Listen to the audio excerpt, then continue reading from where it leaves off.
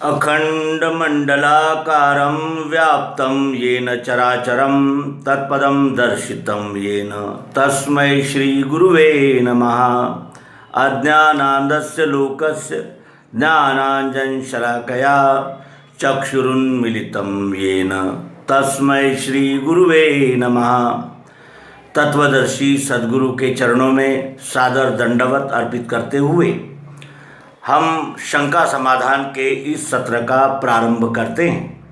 मित्रों, श्री मुरली कश्यप इनका मूलगामी प्रश्न सर्वांग योग को निज कर्म में कैसे लगाते हैं और व्यवहार में सर्वांग योग को किस तरह यानी अनुभव करते हैं और अवलंबन करते हैं, ये उनका प्रश्न है।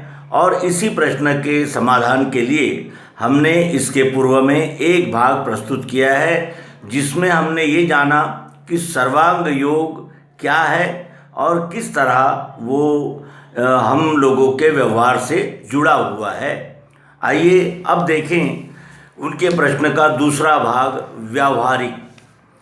वो ऐसा है कि विश्व में सब मैं ही हूँ, दूसरा कुछ है नहीं, मैं ही विश्व में हूँ, एक ही हूँ और अनेक रूपों में दर्शित हो रहा हूँ। ये बोध हमें श्री मायानंद जी चैतन्य इनके द्वारा प्रणीत सर्वांग योग के द्वारा हो जाता है और वो हम सब अपने सभी साधनों से उसकी जांच करते हुए इस सर्वांग योग को आत्मसात करते हैं।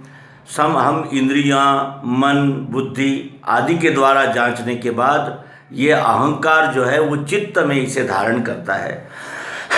चित्त क्या है? तो चित्त ये आत्मा का प्रतिबिंब है।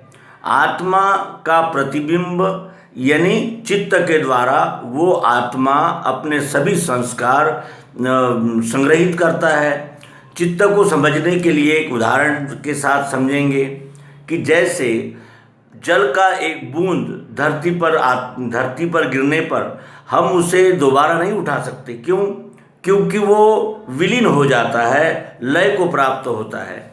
उसी तरह सर्वांग योग को हम इंद्रियों के द्वारा सुनते हैं, श्रवण करते हैं और जांचते हैं। उसके बाद मन के द्वारा भी उस सर्वांग योग के द्वारा हम मन को भी जांचते हैं, जो त्रिगुणात्मक है। उसके बाद हम बुद्धि के द्वारा भी जानते हैं कि उसी यानी दिखने वाले सभी पदार्थों में, दृश्य जगत में वही एक प्रियत्व, चाहत, ज़रूरत, अस्तित्व सर्वत्र कण कण में ओतप्रोत व्याप्त है और सभी में है, सर्वकालिक है, सार्वभौमिक है। ये हम जान लेते हैं। इसके बाद हम चित्त में उसका संस्कार, उसके यानी वो संपूर्ण सर्वांग योग का बोध हमारे चित्त में संग्रहित होता है और चित्त आत्मा का प्रकाश रहने से वो दृढ़ होता है और वो दृढ़ होने के बाद फिर वो अहंकार इस सर्वांग योग को दृष्टि में रखकर, स्मरण में रखकर अपना व्यवहार करता है। अब भगवान श्री कृष्ण जी गीता में कहते हैं कि विश्व में सब मैं ही हूँ, दूसरा कुछ है नहीं। जैसे सूत में मणि सूत के ही मणि सूत में ही पिरोने से वहाँ केवल सूत का ही यानी उपस्थिति है। सूत ही सूत है, धागा भी सूत है और यानी उसके जो मणि बने हैं सूत के, वो भी सूत ही है। इस तरह एक ही विश्वरूप परमात्मा सभी पदार्थों में ओतप्रोत अनुस्यूत व्याप्त है। इसका बोध हमें सर्वांग योग के द्वारा हुआ और वो अहंकार ने स्वीकार किया और वो सर्वांग योग के द्वारा आत्मा जब ये अनुभव स्वीकार करता है अहंकार, तो वो विश्वरूप परमात्मा के आधार से ही सभी कार्य करना शुरू कर देता है। क्योंकि अब वो जानता है कि ये व्यष्टि अहंकार जो है ये तो कुछ है ही नहीं, ये तो उस विराट का ही एक अंश है। और ये जानकर उसका संपूर्ण व्यष्टि अभिमान लय को प्राप्त होता है। अब केवल विश्वरूप परमात्मा ही है, मैं तो हूँ ही नहीं। या फिर ये कहा जाए कि केवल मैं ही हूँ, दूसरा कुछ है नहीं। इस तरह वो अन्योन्य संबंध सिद्ध होने से अनन्य भाव में ये जीव स्थित हो जाता है।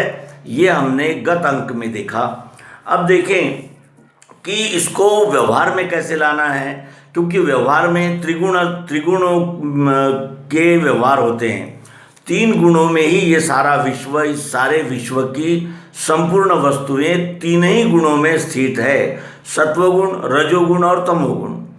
और अगर हम जब व्यवहार करने जाते हैं तो जैसा जिससे व्यवहार करना है वो जिस गुण की होती है वही गुण वो प्रदर्शित करती है। लेकिन हमने जब उस गुण के वस्तु के साथ, व्यक्ति के साथ, घटक के साथ जब व्यवहार करना है तो वो कैसे करना है? आत्मभाव से ही करना है, क्योंकि हमने सब में एक ही विश्वरूप परमात्मा को जान लिया, देख लिया और ये निश्चय हमारा हो गया कि स्वतः सहित, आप सहित गोविंद, हमारे सहित जो कुछ भी दिख रहा है वो केवल विश्वरूप परमात्मा ही है।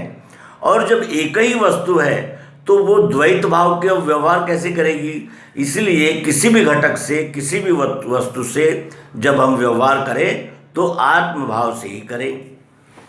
अब आत्मभाव से व्यवहार करें, इसका अर्थ ये नहीं हो जाता कि हम समवर्तन करें, क्योंकि मिट्टी, सोना और सभी वस्तुएं, इसमें सब में परमात्मा ही है।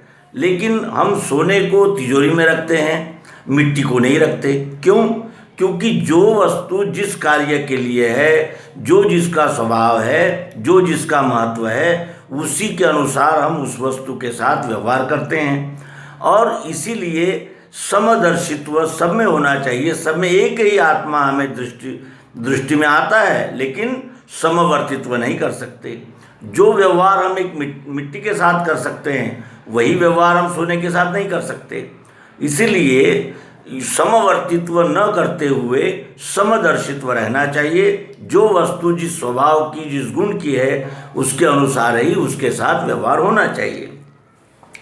और जो भी कार्य है वो विश्व रूप, यानी ब्रह्म अग्नि हुत ब्रह्म, और ब्रह्म ही ये यज्ञ है। इस तरह ये त्रिपुटी में एक ही ब्रह्म वास कर रहा है। तो जब भी हम कोई भी कार्य करेंगे तो ये ध्यान में रखकर करेंगे कि हम स्वयं के साथ ही, यानी विश्वरूप परमात्मा के साथ ही व्यवहार कर रहे हैं। हमने विश्वरूप परमात्मा को त्रिपुटी के द्वारा जाना, क्षर, अक्षर और पुरुषोत्तम। पुरुषोत्तम का हमें बोध हुआ कि ये संपूर्ण ही विश्व है। लेकिन जब हम व्यवहार करते हैं तो हमारा प्रत्येक व्यवहार क्षर में ही होता है, क्योंकि क्षर ही गति स्वरूप है और दृश्य भी क्षर का ही होता है और क्षर में ही व्यवहार करना है। तो हमें ये देखना होता है कि जो जिससे हमें व्यवहार करना है वो किस स्वभाव की है, और वो चाहे जिस स्वभाव की हो, लेकिन हमें आत्मभाव से ही उसके साथ व्यवहार करना है। इसीलिए यहाँ ये कहना आवश्यक है कि हमें सत्व गुण को आगे रखकर ही व्यवहार करना होगा, तभी हम उस वस्तु के साथ यथोचित व्यवहार कर सकेंगे। और इसका अर्थ ये भी नहीं है कि हम यानी जिसे कहा जाएगा कि प्रत्युत्तर में केवल सत्वगुण का ही उपयोग करें, क्योंकि अगर यही सिद्धांत को मान लिया जाए तो अर्जुन कह रहा था कि मैं भीख मांगने के लिए तैयार हूँ, ये मुझे मार दे, मैं उसके लिए भी तैयार हूँ, और मैं राज्य लोभ नहीं चाहता। लेकिन फिर भी श्री कृष्ण जी ने उसे युद्ध में प्रवृत्त क्यों किया? क्योंकि यानी सब ही आत्मरूप ही है, लेकिन विश्व कल्याण और विश्व भूमिका को ध्यान में रखकर हमें अपना व्यवहार करना होता है। अगर हम अन्यायी के साथ में भी क्षमा और दया का व्यवहार करेंगे तो उसका परिणाम क्या होगा? उसका यानी हौसला बढ़ेगा, वो अधिक अन्याय अत्याचार करेगा, और जिससे हमारे साथ संपूर्ण विश्व में हाहाकार हो जाएगा।